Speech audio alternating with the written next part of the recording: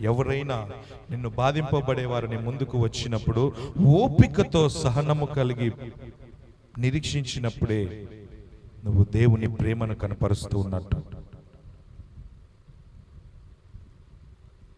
అంతే కదా? నువ్వు నీలో నిరీక్షణ లేనంత వరకు నువ్వు దేవుణ్ణి శోధిస్తున్నావని, నీలో ఓపిక లేనంత వరకు నువ్వు దేవుణ్ణి నిందిస్తున్నావని మాట జాగ్రత్తగా మీరు గమనించుకోండి. నీకు సమస్య వస్తుంది, నిందిస్తే కాదు,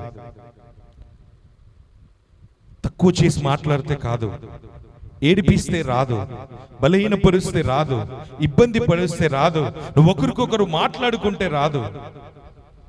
ఓపిక కలిగి నిరీక్షణతో ఎదురు చూస్తేనే ప్రతి ప్రశ్నకు సమాధానము దొరుకుతుంది.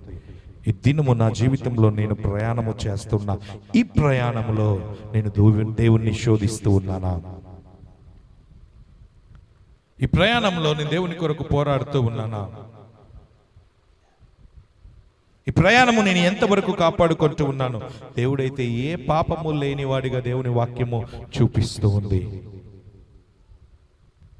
మరి నాలోనే ఎందుకు? ఒక దేవుడే ఏ పాపము లేనివాడు